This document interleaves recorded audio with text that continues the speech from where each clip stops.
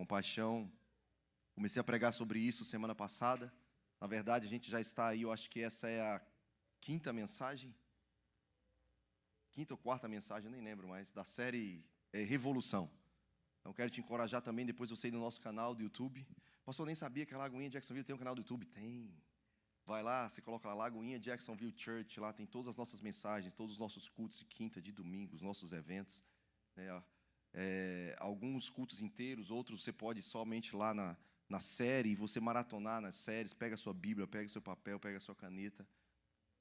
Quinta-feira passada eu preguei aqui, irmão, sobre vida diária com Deus. Eu quero te encorajar muito a ouvir essa mensagem também. Vida diária com Deus.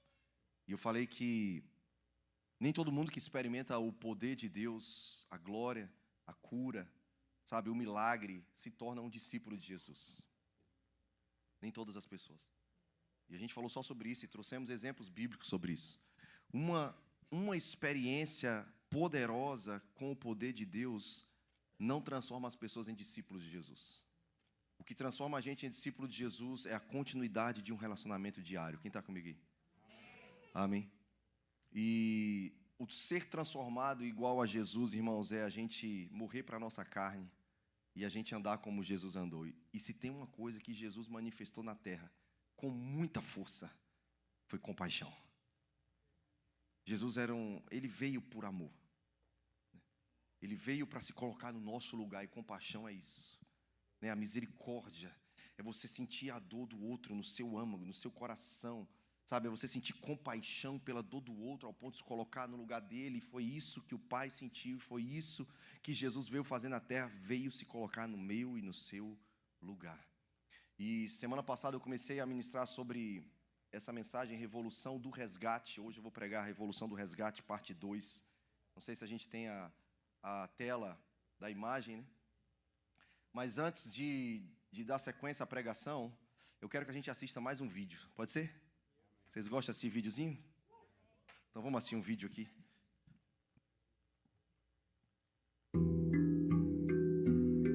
A gente sempre queria tirar mais um, né? Dentro da nossa pequenez no caiaquezito ali, que vai 3 pessoas, mas a gente tirou bastante gente, né? Pessoas de 90 anos vêm no caiaquezinho ali, Alzheimer e tal.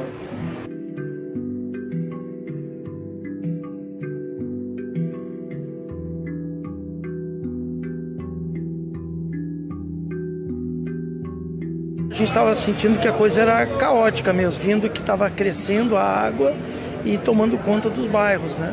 E a gente abriu lá, começou um caiaquezinho, 1 hora o caiaquezinho tirou 10 pessoas e assim a gente foi fazendo, né?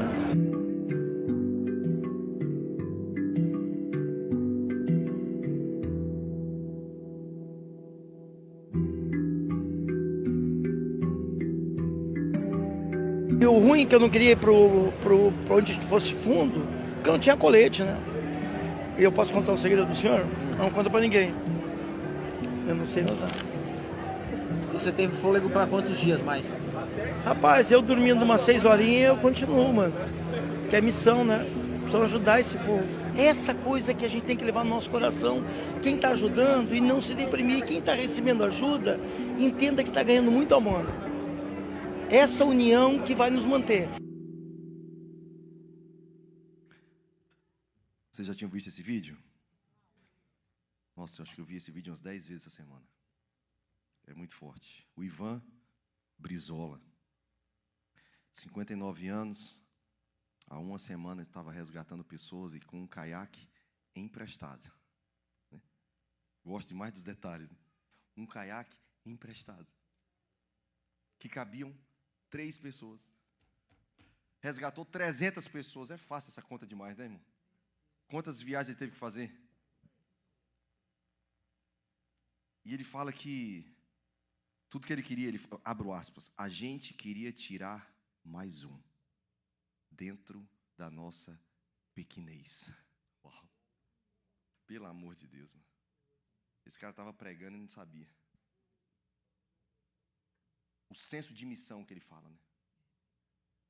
O senso de missão. Ele fala assim, eu consegui dormir 6 horinhas, tá bom.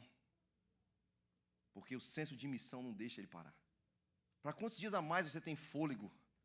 Se eu dormir 6 horinhas, tá bom. Tudo começou quando ele ouviu que a cidade dele estava entrando numa situação caótica. E ele deu uma resposta. Ele deu uma resposta. E a compaixão é a expressão de alguém que escuta uma notícia ruim de um cenário caótico. E ele tem empatia. Compaixão é a expressão de alguém que escuta uma notícia de que há um cenário caótico na sua cidade. E ele expressa sensibilidade. Ele entende que ele pode, apesar das limitações dele. Apesar da idade, o cara já não é um jovem, é um senhor de 59 anos. Né? Apesar de não ter o que ele precisava, ele consegue um caiaque emprestado. Compaixão faz a gente deixar de dar desculpa. Compaixão move a gente a fazer mesmo quando a gente não tem recurso. Compaixão move a gente em direção àquele que está precisando, por mais que ele esteja num lugar que para nós vai ser risco, porque ele não sabe nadar. Compaixão não tem a ver com zona de conforto. Compaixão não tem a ver de fazer só quando eu tenho sobrando tempo ou dinheiro. Compaixão não tem a ver só com a expressão de alguém que se sente completamente habilitado, porque alguém que não sabe nadar consegue salvar pessoas em uma enchente. Pelo amor de Deus, irmãos. A compaixão que moveu esse senhor dentro de um caiaque emprestado com 3 pessoas. Um cara não habilitado, mas o senso de missão, irmãos, é forte. Sabe o que falta na igreja, irmãos? O senso de missão. Domingo passado eu falei, nós não somos um cruzeiro, cara. Nós não somos um cruzeiro, um hotel flutuante, na enchente do caos do mundo, para a gente se divertir, no nosso luxo, nas nossas atividades, para a gente se entreter, para a gente comer bem à vontade, para a gente participar das nossas festas com roupa de gala, enquanto tem pessoas lá fora clamando por socorro. Nós não somos um cruzeiro. Nós somos um caiaque, mano. Às vezes vai caber 3 pessoas. Mas o senso de missão, ele vai nos inquietar. A minha oração hoje à noite, irmãos, falando com muito amor e carinho como um pai, a minha oração é que você saia daqui hoje perturbado, inquieto. Pastor, eu vim procurar uma bênção. Não, eu quero te perturbar, eu quero que você saia daqui sem conseguir dormir. Eu quero que você não consiga amanhã acordar e fazer a sua rotina normal, cumprir os seus schedules normal, como se nada tivesse acontecendo. Eu quero tirar o teu sono, eu quero te perturbar, irmão. Porque é isso que vai gerar em nós o senso de missão. Mas eu sei que quem está falando aqui e quem está ouvindo são pessoas improváveis. Quem está falando, tanto quanto quem está ouvindo, muitas vezes não sabe nadar.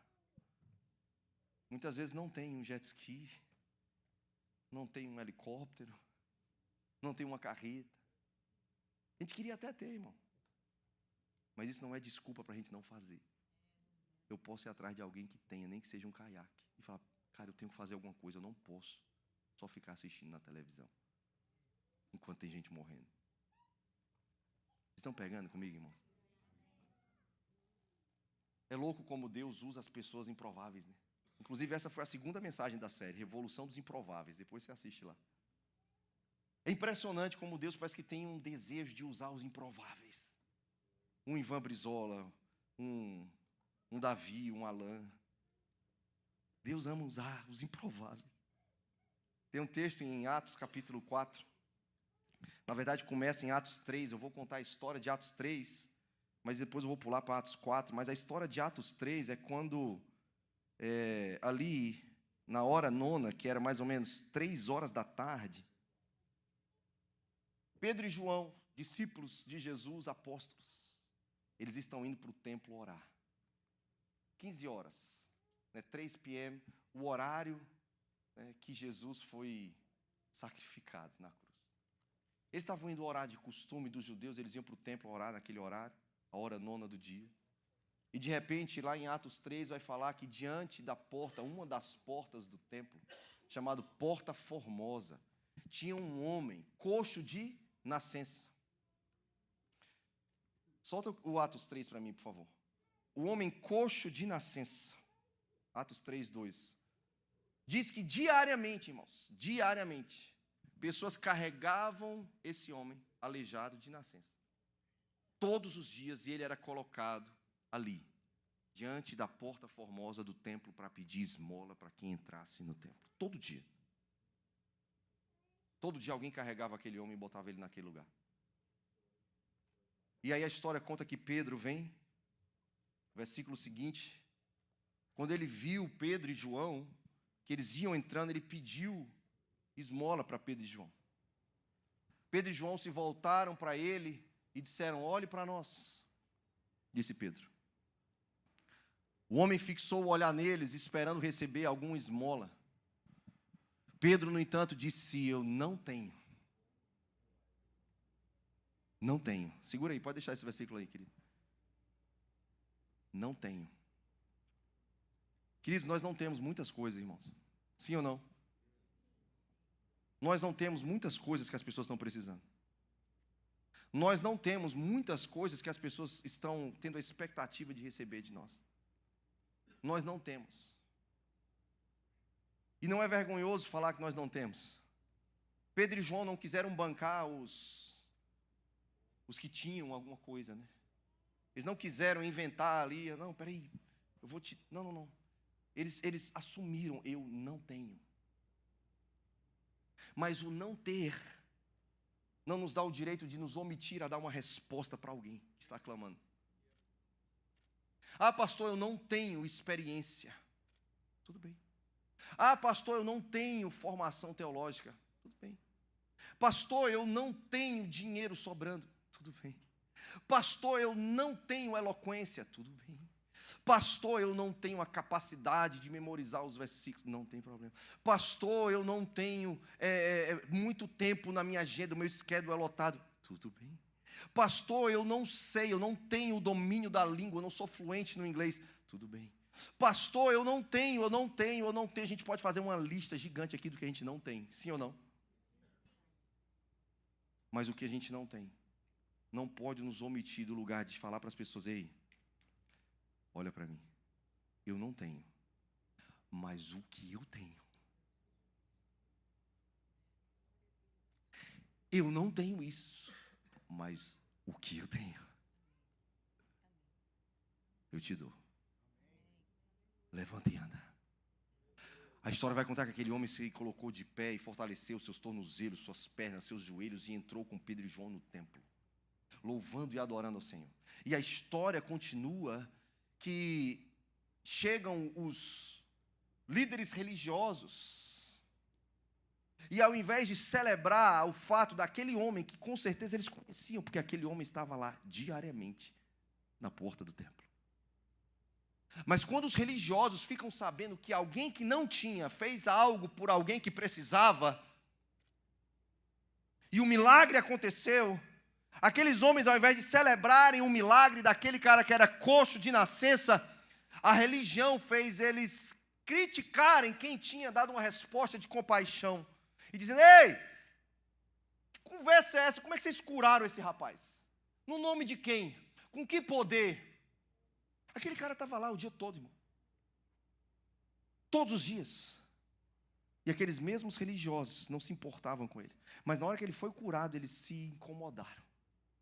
Porque a religião, ela se incomoda, irmão, quando um milagre acontece e que não foi ela que fez. A religião se incomoda quando alguém dá uma resposta e ele não vai tomar glória para si. A religião se incomoda quando algo acontece e não está debaixo do cabresto dele. Não pode. Peraí, eu não participei disso. Não teve a minha autorização. Não foi do jeito que a gente falou que normalmente tem que ser. Quem disse que tinha que fazer isso?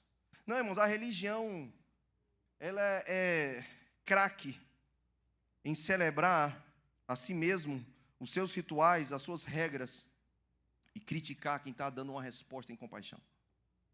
No capítulo 4, a gente vai pular um pouco a história, lá no versículo 13 e 14, eu quero que solte para mim, para a gente ler junto.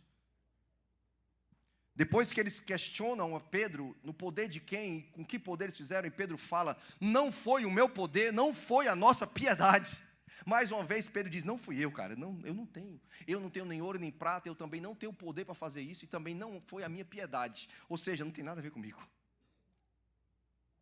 Quem age em compaixão, que ele sabe que não tem nada a ver consigo, é só o senso de missão.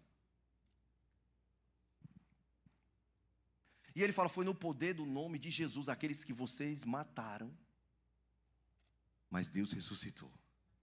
Foi no poder do nome de Jesus. E aí no versículo 13 e 14, quando os membros do conselho viram a coragem de Pedro e João, ficaram admirados, pois perceberam que eram homens comuns, sem instrução religiosa formal.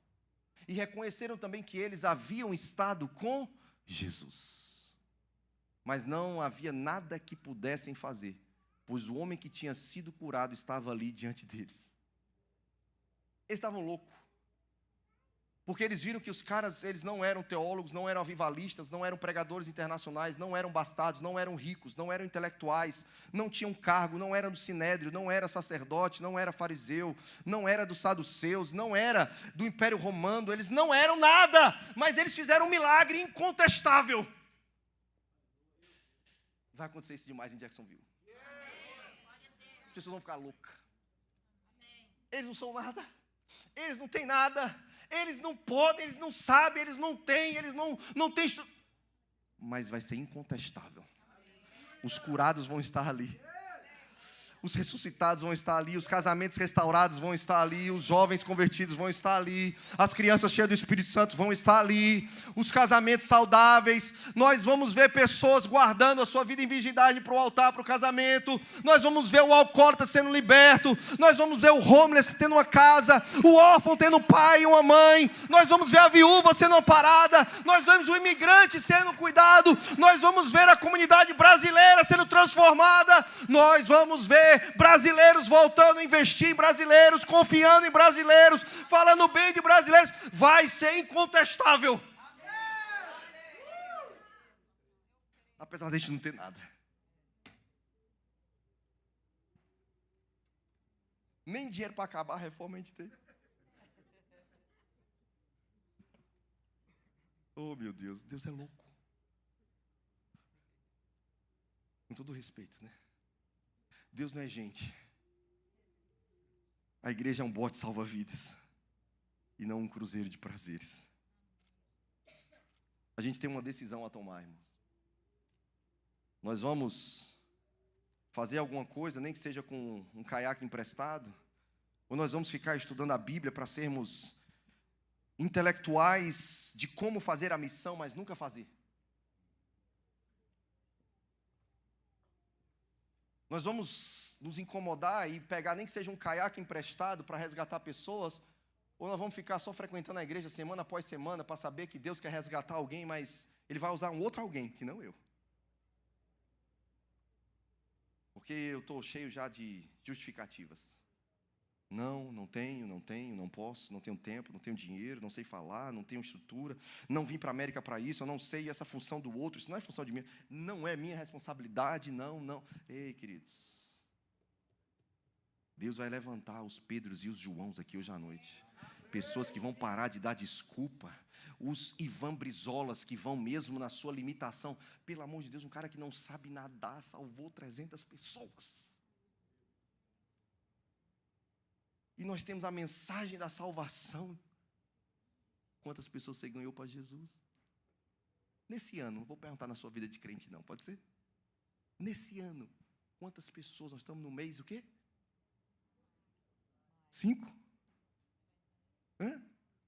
Ele em uma semana ganhou 300 dentro da missão dele. Em 5 meses, você ganhou quantos para Jesus? Quantos vieram se batizar aqui porque você ganhou para Jesus?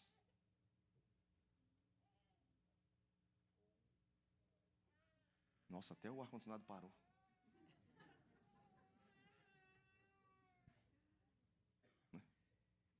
Vamos rir para não chorar?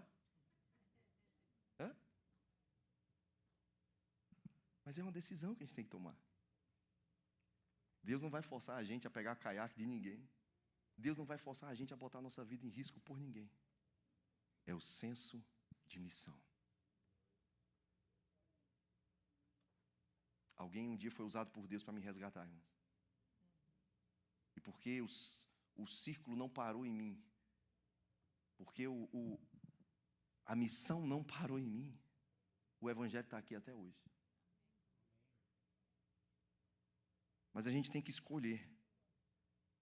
O que vem primeiro é a minha vontade, o meu conforto, a minha segurança pessoal ou a nossa missão coletiva?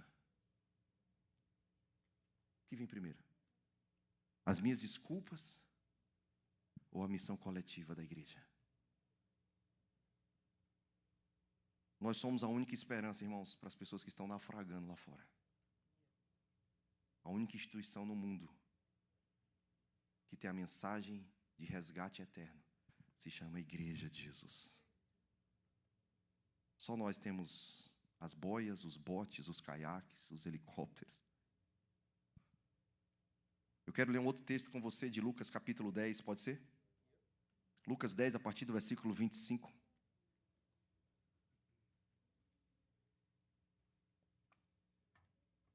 A parábola do bom samaritano. Quem conhece essa parábola? Bem conhecida, né? Se você não conhece, vai conhecer agora. É muito boa. A parábola é uma forma de Jesus se comunicar com os discípulos ou as pessoas que estavam ouvindo em lugares públicos para trazer um ensinamento, lições, né, verdades espirituais. E Jesus fala assim: certo dia um especialista da lei se levantou para pôr Jesus à prova com esta pergunta: mestre, o que preciso fazer para herdar a vida eterna? Jesus respondeu: o que diz a lei de Moisés? Como você a entende? O homem respondeu: ame o Senhor seu Deus de todo o seu coração, de toda a sua alma, de toda a sua força e de toda a sua mente, e ame o próximo como a si mesmo. Está correto, disse Jesus. Faça isso e você viverá. O homem, porém, querendo justificar suas ações, perguntou a Jesus: mas quem é o meu próximo? Jesus respondeu com uma história, uma parábola. Certo homem descia de Jerusalém a Jericó quando foi atacado por bandidos. Eles lhe tiraram as roupas, o espancaram e deixaram quase morto à beira da estrada. Por acaso descia por ali um sacerdote. Quando viu o homem caído, atravessou para o outro lado da estrada. Passou a largo. Um levita fazia o mesmo caminho e viu o homem caído, mas também atravessou e passou longe. Então veio um samaritano. E ao ver o homem, teve o quê? Compaixão dele. Foi até ele, tratou dos seus ferimentos com óleo e com vinho e os enfaixou. Depois colocou o homem em seu jumento e o levou a uma hospedaria onde cuidou dele. No dia seguinte, deu 2 moedas de prata ao dono da hospedaria e disse: cuide desse homem. Se você precisar gastar a mais com ele, eu lhe pagarei a diferença quando voltar. Qual desses 3 você diria que foi o próximo do homem atacado pelos bandidos? Perguntou Jesus. O especialista da lei respondeu: aquele que teve misericórdia dele. Então Jesus disse: vá e faça o mesmo. Jerusalém era o lugar do templo. O texto diz que tinha um homem que vinha de Jerusalém para Jericó. Jerusalém era o lugar da adoração. Jerusalém representa o lugar do culto, do templo, da adoração. E eles estavam descendo, todos eles, de Jerusalém para Jericó. Essa jornada de Jerusalém para Jericó representa a minha e a sua jornada. Quando nós saímos do culto, a gente passa por aquelas 2 portas, pega o nosso carro e vai para a nossa vida rotineira. Quando a gente sai desse ambiente de culto, de adoração coletiva, e vai para Jericó, ou seja, simboliza sair do ambiente de adoração coletiva e ir para o lugar do nosso dia a dia, onde a gente vai estudar, onde a gente vai trabalhar, onde a gente vai cuidar de casa, onde a gente vai cuidar de menino, onde a gente vai limpar cocô de pet, onde a gente vai pagar conta, onde a gente vai viver a nossa vida normal, irmãos. de Jerusalém a Jericó. E aí lá, Jesus conta que tinha um homem que foi assaltado, tiraram a sua roupa, espancaram e deixaram ele ali, naquele caminho, entre Jerusalém e Jericó, caído no chão, quase como se fosse morto. E aí desce desse caminho, vindo da adoração, do templo, da igreja, sacerdote, que representa o líder religioso. Aquele que representava Deus diante das pessoas, e as pessoas diante de Deus, um sacerdote. E a história conta que esse sacerdote vinha também de Jerusalém, do lugar do templo, da adoração. Quando ele enxerga aquele homem caído, o que ele faz? A história conta que ele passa a largo e segue o seu caminho. Talvez ele deve ter pensado: rapaz, eu acabei de sair do culto, a minha responsabilidade eu já fiz. Cuidei da liturgia do culto, fiz as minhas intercessões em favor do povo no culto. Agora eu vou para casa descansar. Não tem nada a ver comigo isso aqui. Aí desce o levita, que era alguém responsável para cuidar das coisas sagradas do Senhor. Ficava como porteiro, ficava como cantor, como instrumentista, cuidava de tudo que relacionado ao templo.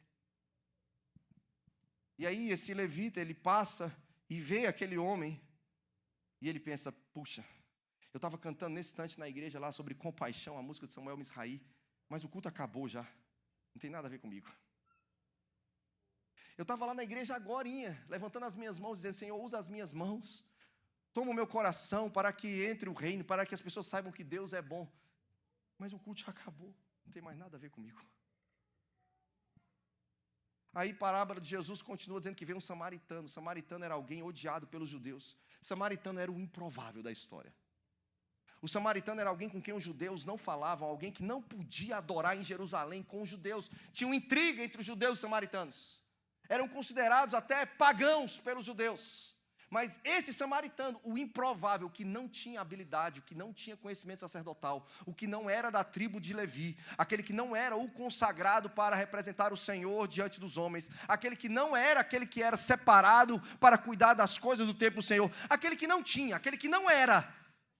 Mas quando ele viu, ele teve algo que fez toda a diferença: compaixão. Estão comigo aqui ainda? O improvável samaritano. O sacerdote, extremamente zeloso com o templo e com os rituais, mas omisso na prática da manifestação da compaixão. O levita, extremamente cuidadoso com as coisas consagradas ao Senhor, mas desvalorizava as pessoas no seu caminho.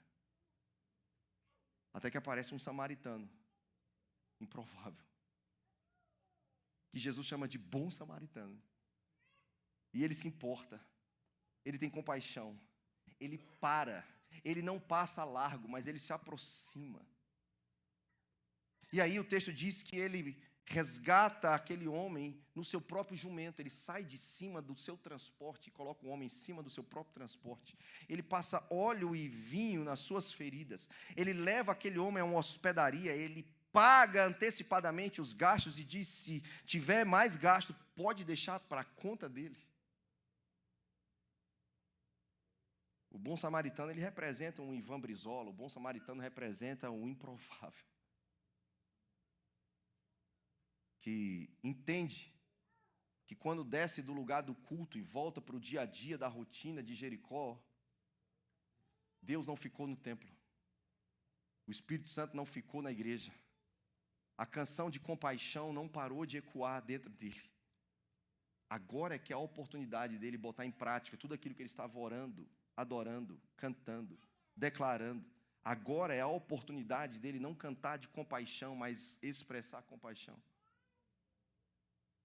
Mas a questão, irmãos, uma das maiores dificuldades nossa, da igreja como um todo, é porque a gente divide o mundo entre o mundo do domingo à noite, de ir para a igreja, ou domingo de manhã, né, para alguns, e o mundo dos outros momentos da semana. Os estudiosos chamam isso de dualismo ou dicotomia. Sabe aquela expressão que fala coisas sagradas e seculares? Alguém já ouviu isso? Não, pastor, isso aqui é o meu trabalho secular. No domingo eu vou para a igreja, é o meu ministério. Não, pastor, durante a semana é a minha vida secular. No final de semana eu sirvo ao Senhor. Não, pastor, tem coisas que são santas e outras são profanas. Não, pastor, isso aqui é profissão. No domingo é o meu chamado. Não, pastor, isso aqui é o meu negócio. No domingo, isso aqui é o meu ministério. Não, pastor, isso aqui é a minha vida pessoal. No domingo, isso aqui é espiritual. Essa visão dividida da vida, irmãos, ela não está na Bíblia. Nós não somos duas pessoas que vivemos em dois mundos paralelos. Nós somos uma pessoa só. E precisamos enxergar, em nome de Jesus, quem não enxergava ainda, a partir de hoje vai enxergar. A vida como uma coisa só. Eu não posso olhar a minha vida pela metade durante a semana e o restante num domingo. Essa divisão, ela não é vontade de Deus, irmãos. Ela é pecado. Imagina se todo empresário, todo profissional, todo estudante, todo pai, toda mãe, todo adolescente, todo jovem, cresce e entendesse essa verdade. O impacto que nós teríamos como igreja em Jacksonville.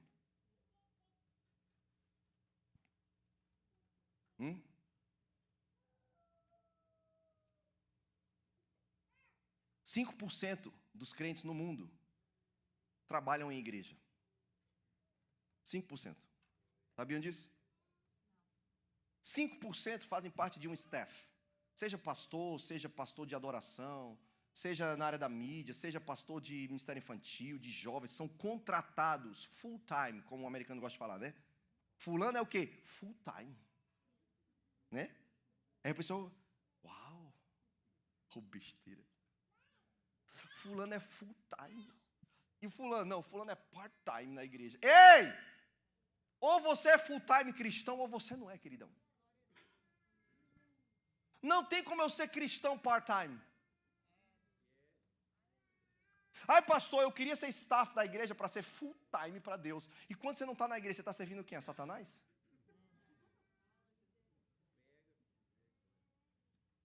Uma vez uma ovelha chegou para o pastor e falou assim, pastor, eu queria ter tanto mais tempo para servir a Deus. Ah, se o meu dia tivesse mais do que 24 horas. Eu queria ter mais tempo para ser voluntário lá no domingo na igreja. Aí o pastor perguntou para ele, irmãos, quando você não está voluntariando na igreja, você está servindo a quem? A Deus ou ao diabo?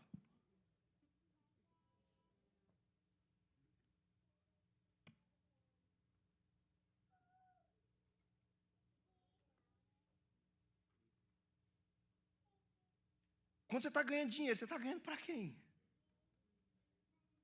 Hã? Não, pastor. Trabalho é trabalho, igreja é igreja. Não se mistura as coisas.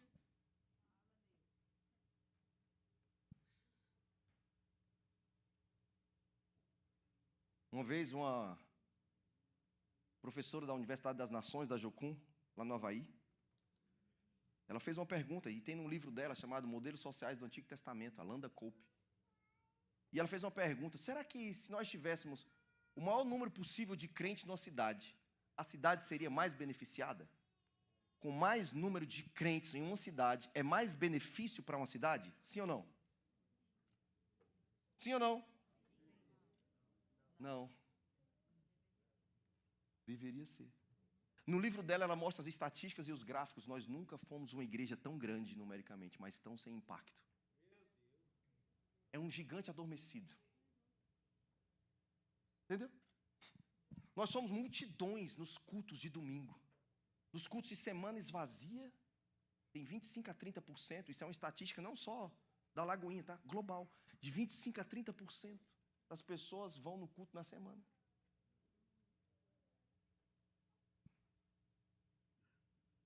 Nunca fomos uma igreja tão numerosa.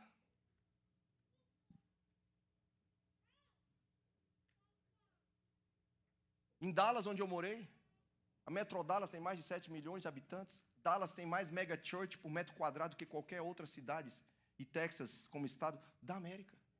Mas você vai pesquisar, principalmente a região sul de Dallas, onde eu morei, é um dos lugares mais violentos da América. mas é onde tem mais mega church. Onde você vai ter uma igreja de 30 mil membros? Fácil. Fazer turismo em Dallas não é ir para Disney, é visitar a igreja mega church. Onde o Ministério Infantil é quase uma Disney, mano. A minha pergunta é, onde estão aquelas 30 mil pessoas quando o culto acaba?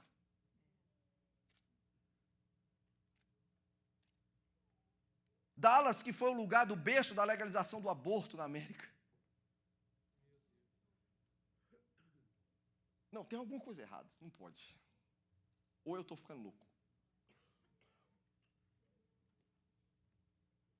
Nós não vamos ser como o sacerdote e o levita, amém, irmãos? Nós não somos um cruzeiro. Nós não podemos entender que a gente vai salvar a pessoa só no domingo à noite, quando o pastor pede para fechar o olho, põe a mão no coração, né? Para a gente soltar pompom no final, que é maravilhoso. E nos outros dias da semana, irmão, ninguém solta pompom, então não vou evangelizar ninguém, não vai ter ninguém para soltar pompom. Não vai ter a bateria para contar de até 3. Vou chamar o pastor Davi para falar de Jesus para o meu marido.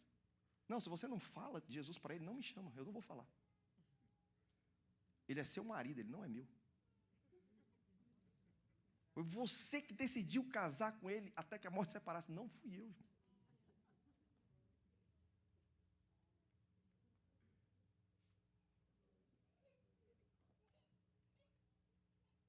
,5% dos crentes trabalham full time na igreja. 5%. 100% menos 5% dá quanto, irmãos? Quem é bom de matemática? Vocês estão ligeiros, né?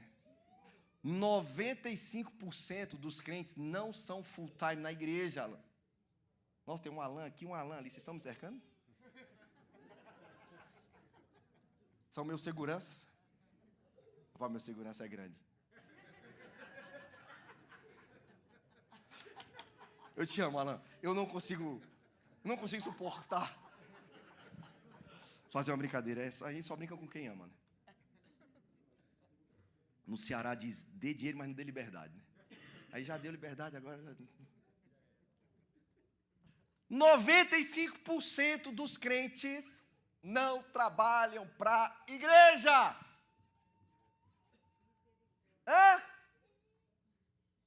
Aí sabe o que acontece, João? Durante a semana, eu tenho a minha vida secular.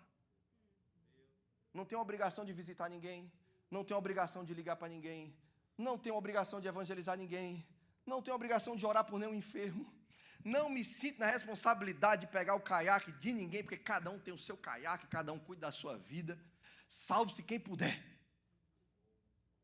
95% da igreja não recebe salário da igreja.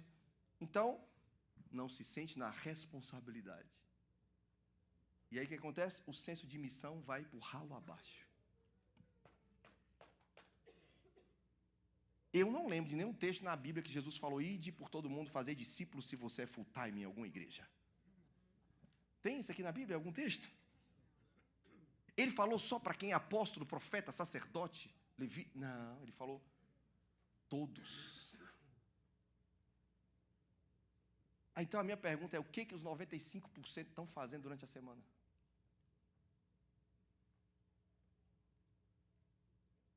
Nós seremos uma igreja que vai gerar uma revolução nessa cidade, irmãos. Quando nós desfizermos essa mentalidade dividida. Onde a gente entender que Deus pode usar a minha vida de segunda, terça, quarta, quinta, sexta, sábado, domingo, qualquer dia, qualquer lugar, qualquer horário, qualquer momento, irmãos. Eu posso ir, eu posso orar, eu posso contribuir, eu posso resgatar pessoas, se eu tenho ou não tenho, eu pego emprestado, a gente dá um jeito. O senso de missão é urgente, porque o cenário caótico é gigante.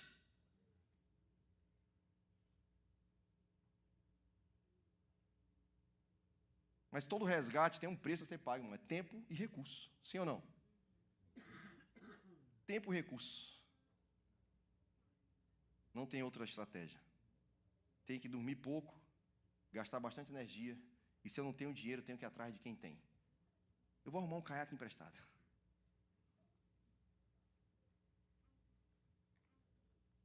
Tem uma música do Keith Green. Quem lembra do Keith Green, que eu cantei uma música dele? Cantei não, né?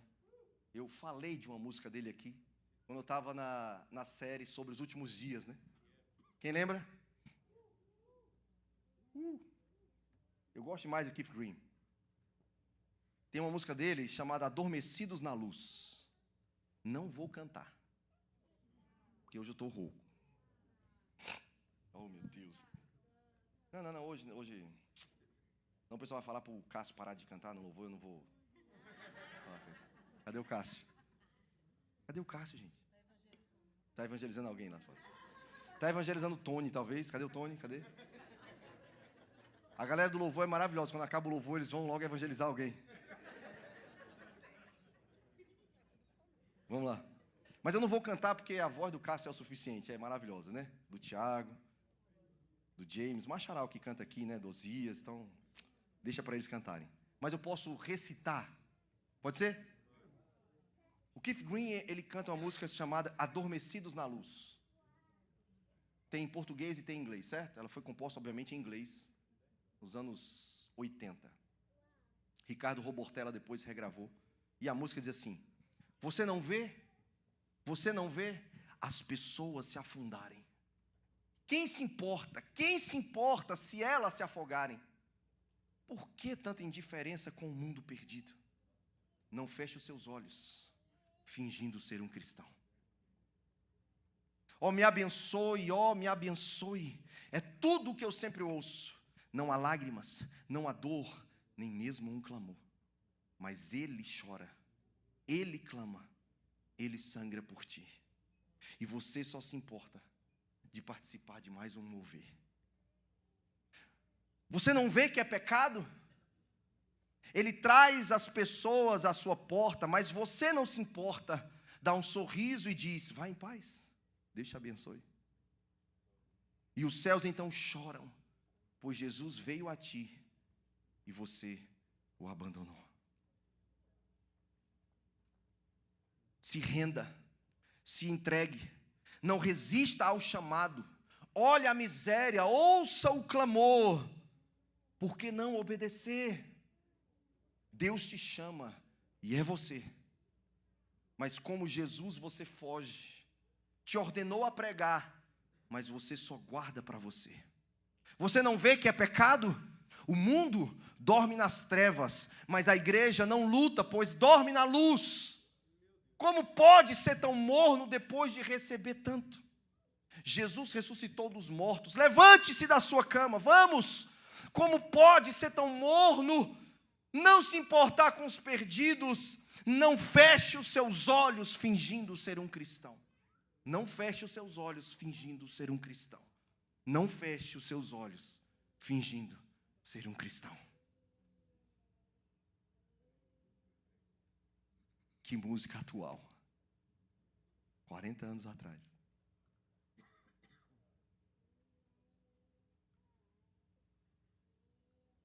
Nós não podemos dormir na luz, irmão. Nós não podemos fazer de conta que nada está acontecendo. Tem famílias clamando, irmãos. Domingo passado aqui eu fui um pouco incisivo.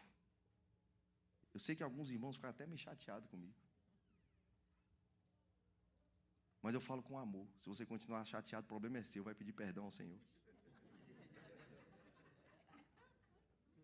Se você não me perdoar, eu sou responsável pelo que eu falo, pelo que eu faço, não pelo que você sente. Irmãos, nós precisamos parar de dividir o nosso mundo. Isso aqui é a minha vida pessoal. Isso aqui é o meu voluntariado na igreja. Nós amamos voluntários, honramos voluntários, tem crachá de voluntário, festa de voluntário, brinde para voluntário, maravilhoso. Mas nós precisamos entender, irmãos, que nós todos, não só 5%, somos full time. Full time. Todos nós temos a mesma missão, irmãos. O mesmo Senhor. A mesma causa. Fazer Jesus conhecido. Ganhar pessoas para Jesus. Batizar pessoas para Jesus. Ensiná-los os ensinamentos de Jesus. Essa missão é de todos nós.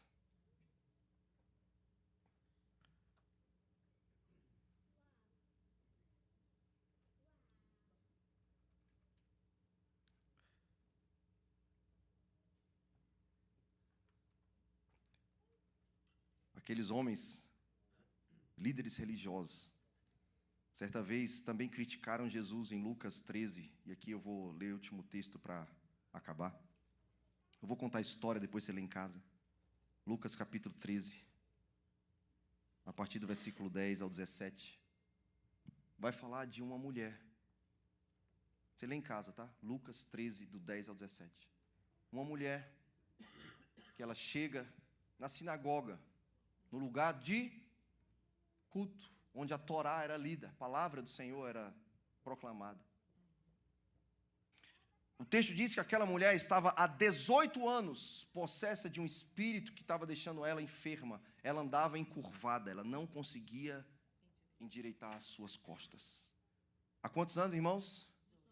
18 anos, 6.573 dias.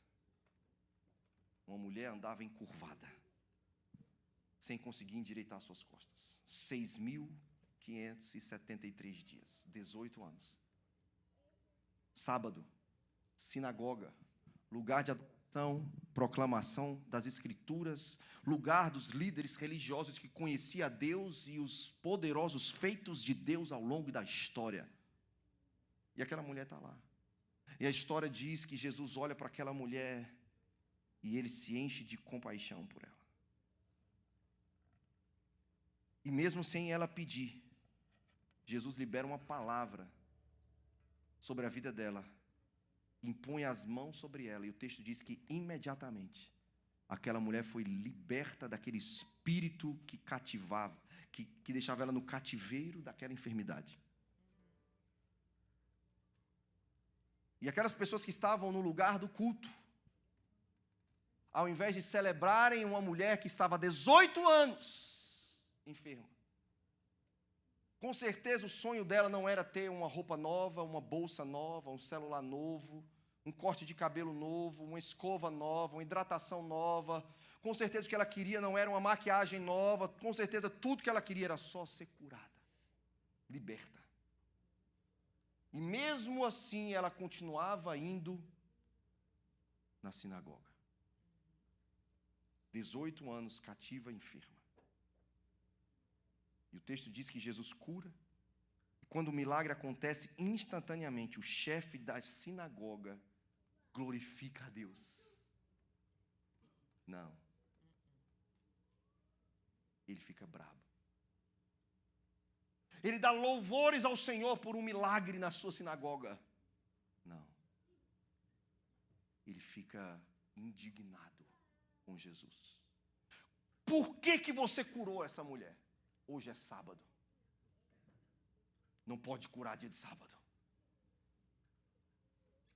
Sábado é dia santo de descanso ao Senhor.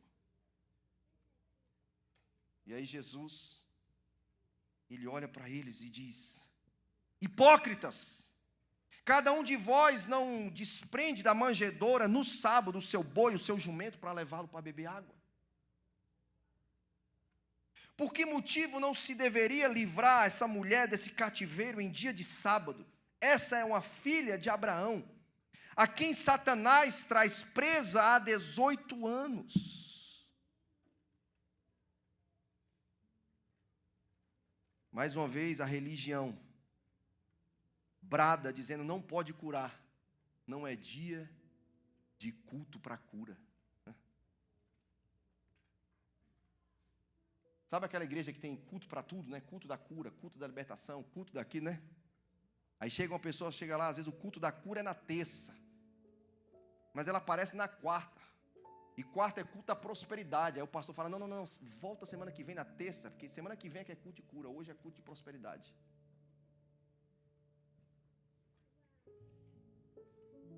Sabe a gente que está na nossa rotina normal, e aí encontra alguém gritando por socorro, a gente fala: não, vai domingo na igreja, o pastor Davi vai pregar uma palavra para você. Domingo é dia. Hoje não, hoje a gente está aqui no nosso negócio, então não vamos falar não de religião, política e futebol, não fala não, porque vai gerar discussão. Mas se você quiser, por acaso, vai na igreja domingo. Sabe, a gente é amigo, a gente se junta para jogar golfe. Golfe. Quem já jogou golfe? Vamos jogar golfe. Né? Tiger Woods. Maravilhoso. Junta as pessoas.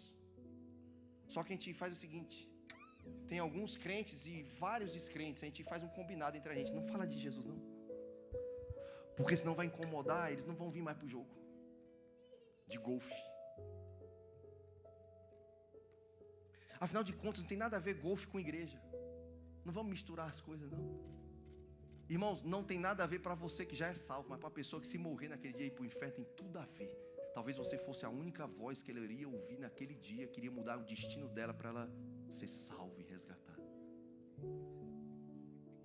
O nada a ver está deixando muita gente morrer afogado.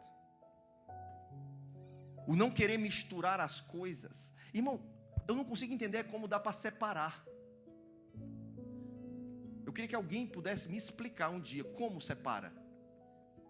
Sendo crente e lendo a Bíblia. Como separa? Eu não entendo por que as pessoas têm dificuldade de misturar. Não mistura, pastor. Eu não entendo como dá para você viver separado.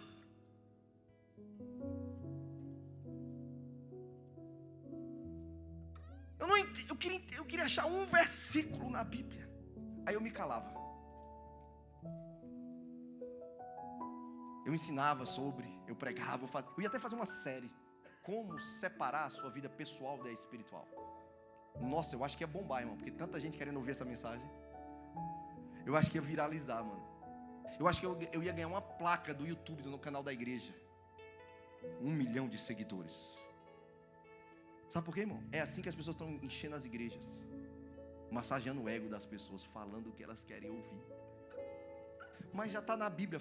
Paulo fala lá em 2 Timóteo capítulo 4. Vai chegar um tempo que eles não vão suportar a sã doutrina. Eles vão rejeitar a sã doutrina. E eles vão juntar para si mestres que falem coisas que vai gerar comichão nos ouvidos. Coceira. Coceirinha boa. Sabe aquela coceirinha no ouvido gostosa? É assim que as mega churches estão lotadas. Lotadas.